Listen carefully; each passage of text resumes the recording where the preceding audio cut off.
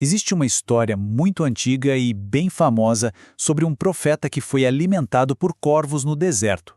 Mas e se essa história não for exatamente como a gente sempre ouviu? Pois é, há um enigma linguístico escondido lá no texto original em hebraico que pode mudar tudo. A maioria das pessoas conhece essa passagem, não é? O profeta Elias sozinho no deserto, e aí ele recebe esta promessa divina.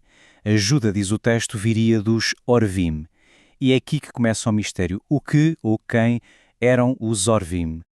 Bem, a interpretação tradicional, aquela que todo mundo aprendeu, é que isso foi um milagre espetacular. A palavra Orevim foi entendida como corvos que teriam sido enviados por Deus para levar pão e carne ao profeta. Parece bem direto, certo? E não foi por pouco tempo, não. Por séculos. Foi exatamente assim que essa história foi contada, como uma demonstração do poder sobrenatural de Deus, uma prova clara de intervenção divina na natureza.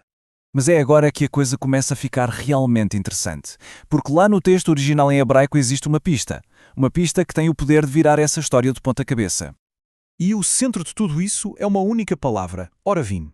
O que aconteceria se ela não significasse apenas corvos? Só de fazer essa pergunta já se abre a porta para uma possibilidade totalmente nova. Para a gente entender isso, é preciso fazer uma pequena viagem no tempo. O hebraico bíblico antigo era escrito só com consoantes, sem vogais. Imagina ler em português algo como vamos ler, vamos alisar. O leitor da época é que tinha que preencher essas lacunas com base no contexto.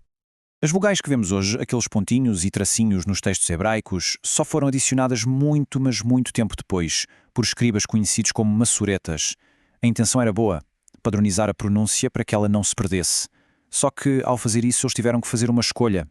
Eles fixaram uma interpretação específica do texto. Então, vamos fazer um exercício. E se a gente simplesmente remover essas vogais que foram adicionadas e olhar apenas para as consoantes originais da palavra Orevim? O que encontramos?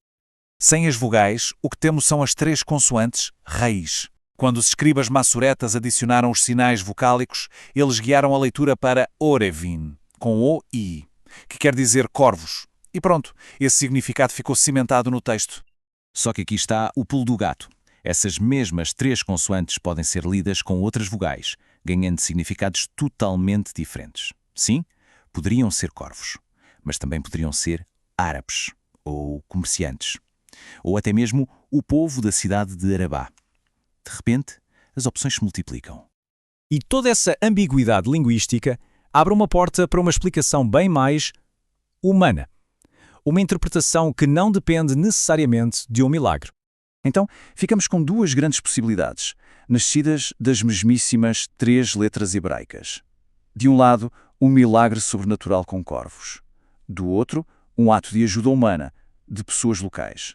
Duas narrativas bem diferentes.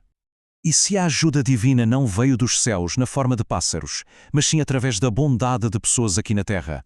Essa outra interpretação não nega o divino, mas sugere que a sua ação pode ter acontecido por meios humanos. Todo esse enigma de uma única palavra, na verdade, nos revela uma verdade muito maior sobre como lemos os textos antigos. É que traduzir nunca é um ato neutro. Isso vai muito além da história de Elias, sabe? É um lembrete poderoso de que toda e qualquer tradução é, no fundo, uma interpretação.